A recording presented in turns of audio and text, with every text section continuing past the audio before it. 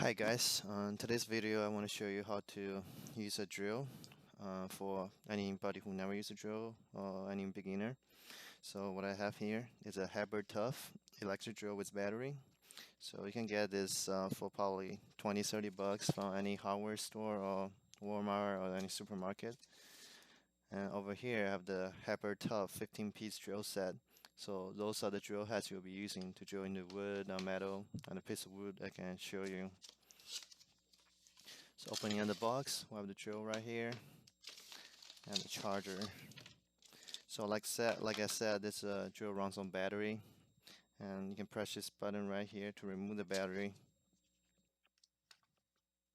To charge, just simply plug into the charger and plug it in. So usually if it's a new drill, I recommend charging overnight so the battery can be fully charged. So for anyone who never used a drill before, this is what it looks like. And here's the trigger right here.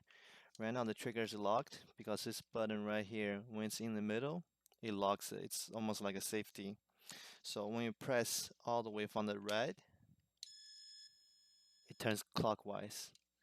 And then this two setting on the trigger, slow, fast. You can also push it back from the left. Now it's in the middle, it's locked again.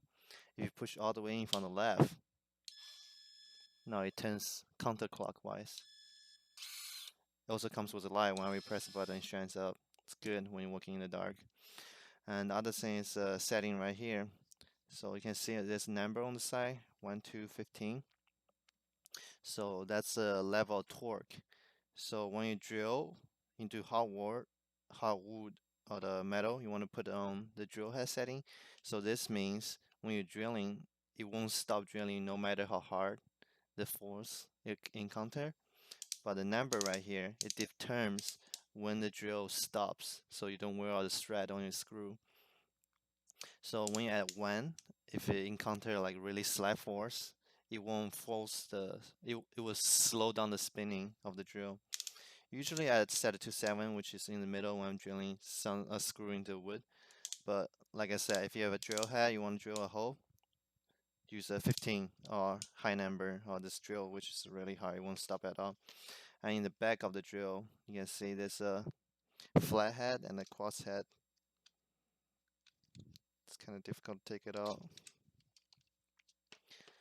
So to put it in, you can spin this to loosen. You can see there's 3 T's that holds this drill head in place. You want to put in, let's say you want to use cross section, put this end in, and you tighten it until you can't anymore. Okay, and screw. Make sure you put it on safety whenever you messing with end, just in case you press the trigger. So let me start by showing you guys how to drill a hole first. So I have a screw right here. You want to open your drill set and find one that's similar size. So it looks like this one. It's pretty close to this.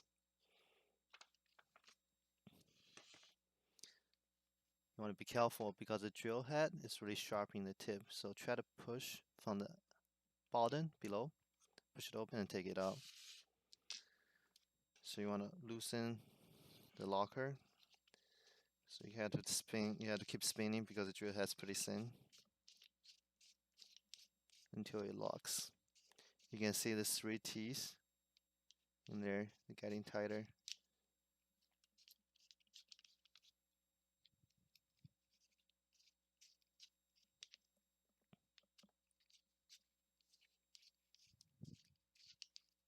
Okay, now it's locked in place. So to drill a hole, we want it to spin clockwise. So this piece of wood right here, I'm just going to show an example by drilling. Oh, again, you want to put a setting too high so it keeps drilling. It doesn't just stop when you encounter any faults. So easy, press it down and just drill.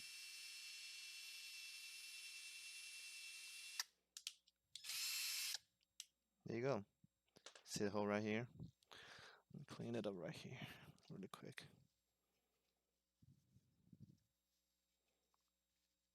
So you probably want to do this in your garage because it's going to make a mess.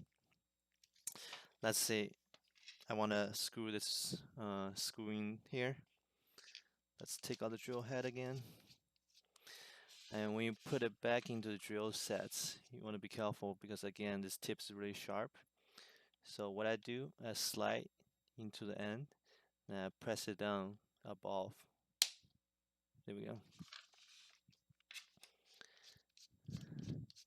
So now I'm gonna open the locker, put a cross head in there, locks in place.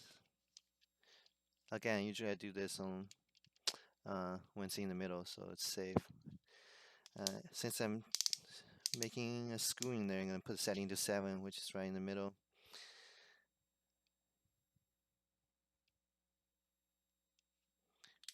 Alright, I'm gonna spin clockwise. There we go. So what happens if your setting is too high? And let's say the screw is all the way in, it won't go in no more, and this drill is gonna keep spinning because the setting is high and it doesn't stop when it encounter a high torque. What's gonna do, it's gonna wear off the cross section thread here, and it's gonna make it really hard to remove the screw. So to take it off, I push all the way from the left on the button.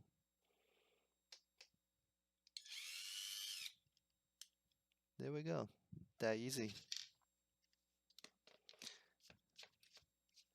Now just gonna put everything back in place. And I hope everybody have fun doing your home furnishing or furniture building.